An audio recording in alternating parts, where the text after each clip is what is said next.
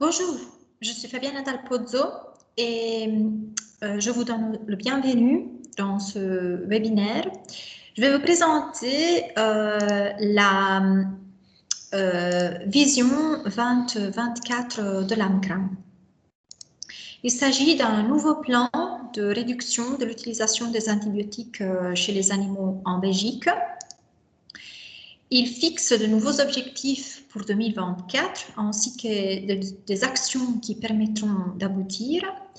Il se fonde sur le plan 2020 précédent et il part du principe que les objectifs du plan précédent seront atteints. Pour rappel, les objectifs précédents concernent une réduction de 50% de l'utilisation totale des antibiotiques en Belgique, une réduction de 75% pour les antibiotiques les plus critiques d'ici la fin 2020 et une réduction de 50% pour 2017 des antibiotiques dans les aliments médicamenteux. Ce troisième objectif a été déjà atteint effectivement en 2017 et dans les années suivantes, on a toujours observé une réduction supplémentaire d'année en année. Venons maintenant aux objectifs du plan 2024. Le premier objectif se base sur les données d'utilisation des antibiotiques dans les exploitations, dans chacun des secteurs porc, volaille et veau de boucherie, c'est-à-dire dans 3 secteurs qui ont déjà démarré la collecte de données au niveau central dans la base de données gérée par les autorités SANITELMED.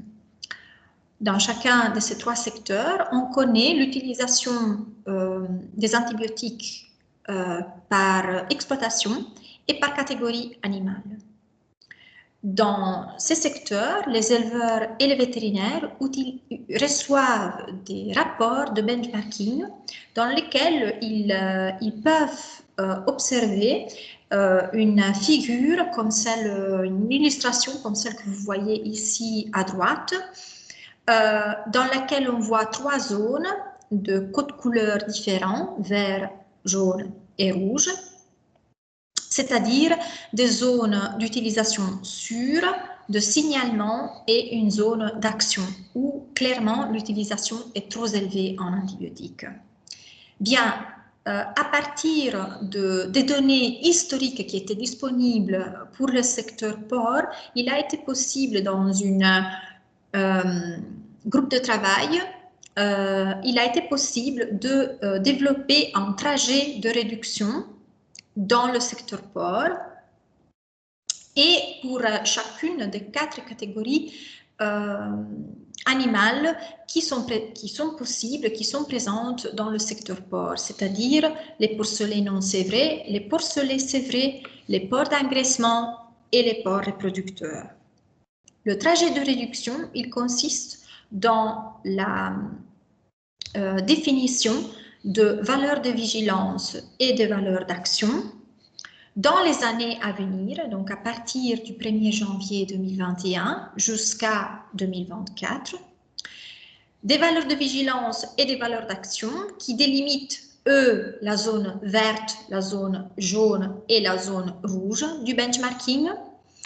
Et comme vous le voyez, dans ces 4 catégories animales, la valeur de la zone d'action, elle devient d'année en année plus faible, ce qui permet donc de permettre aux éleveurs de se mobiliser et de passer de la zone d'action vers la zone de signalement et vers la zone sûre du benchmarking.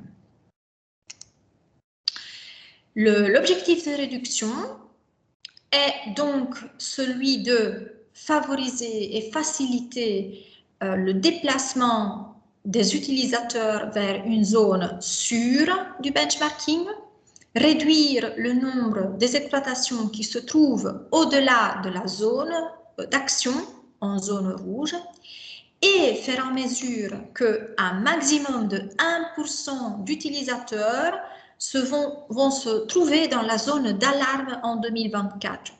La zone d'alarme est une situation dans laquelle un éleveur, de manière répétitive, va se trouver dans la zone rouge et donc est un éleveur qui, pour une ou plusieurs catégories animales dans son benchmarking,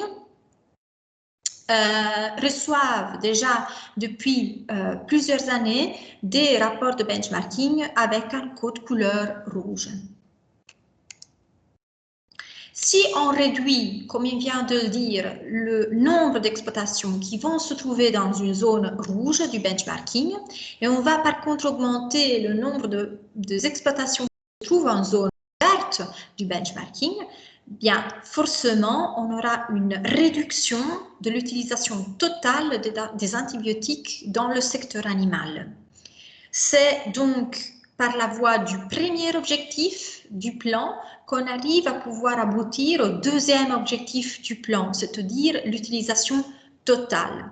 Cette utilisation totale doit, pour l'année 2024, pouvoir se fixer alentour de cette ligne que vous voyez ici en bleu, une ligne qui indique la médiane d'utilisation en Europe. La Belgique se situe actuellement toujours parmi les pays européens qui utilisent plus d'antibiotiques par rapport à cette médiane. Eh bien, si on réduit encore et progressivement l'utilisation des antibiotiques dans leur totalité, on obtiendra vers la fin de 2024 une utilisation totale qui, elle va s'aligner à la médiane européenne. Pour pouvoir faire cela, on doit encore pouvoir réduire de 65% par rapport à l'année 2011. Le troisième objectif de réduction concerne la colistine, un antibiotique critique et très prioritaire pour la santé humaine. C'est un antibiotique qui est aussi toujours utilisé en santé animale et dans le secteur porc, vous savez bien, par exemple, pour le traitement des diarrhées de sévrage chez les porcelets. Bien, l'utilisation de la colistine doit être de plus en plus prudente. Et si la Belgique a déjà réduit très fortement l'utilisation de colistine depuis 2011, il conviendra en 2024 d'atteindre une consommation maximale de 1 mg par kilogramme de biomasse. Et pour les aliments médicamenteux contenant des antibiotiques, eh bien, il s'agit de continuer dans la réduction qu'on a déjà observée dans les années précédentes pour pouvoir aboutir en 2024 à une réduction de 75% par rapport à l'année 2011. Il faut ici noter que l'industrie des aliments médicamenteux a déjà prévu pour 2030 un nouveau objectif de réduction pour ces aliments médicamenteux avec antibiotiques, et c'est la même industrie qui a prévu un objectif zéro pour 2030, c'est-à-dire pour 2030, il faudra utiliser zéro aliments médicamenteux avec antibiotiques en Belgique. Pour pouvoir aboutir et atteindre ces 4 objectifs que je viens de vous présenter, l'AMCRA prévoit 9 points d'action.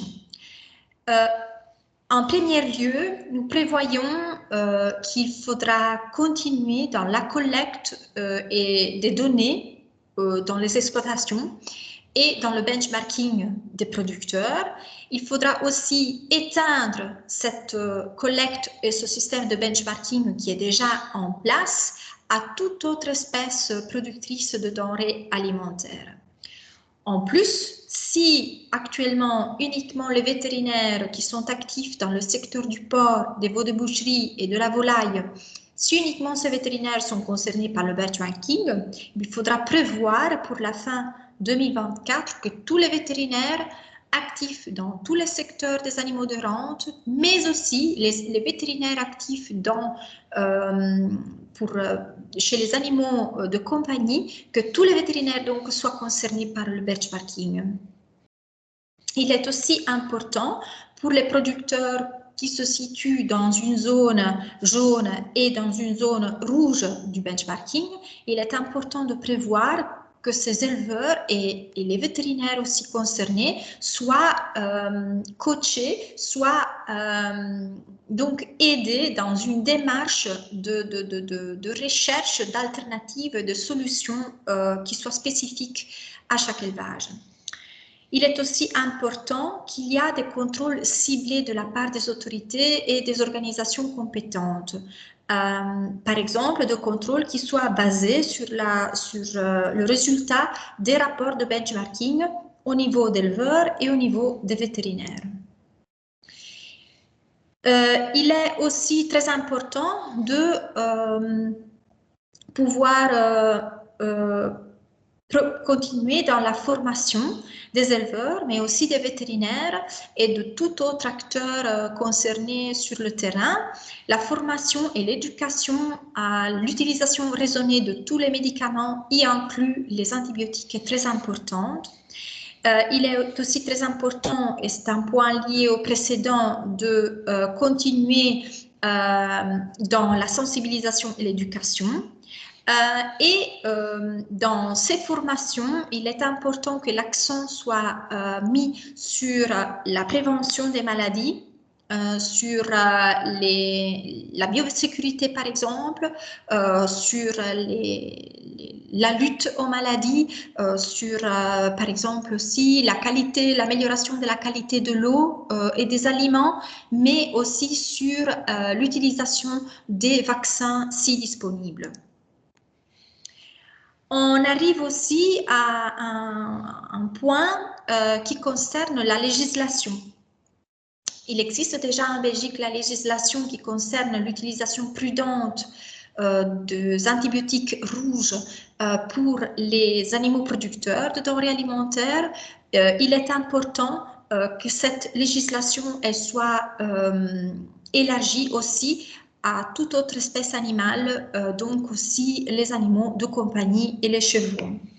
Et un dernier point, mais qui est néanmoins pas moins important, c'est l'intensification de la surveillance et du rapportage de l'antibiorésistance.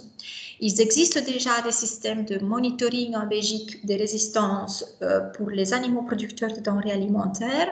Bien, il faut penser d'élargir ce système aussi aux animaux de compagnie. Ceci permettra aux vétérinaires de pouvoir accéder à une base de données publique qui pourra leur fournir des informations générales sur la prévalence des résistances aux pathogènes plus importants chez tous les animaux. Je suis arrivée à la fin de ma présentation. Si vous souhaitez avoir des informations supplémentaires par rapport au plan de l'AMCRA, ce plan est bien publié sur notre site internet. Vous pouvez aussi nous écrire et nous poser des questions directement, ainsi que me poser des questions à la fin de ce webinaire. Et je vous remercie pour votre attention.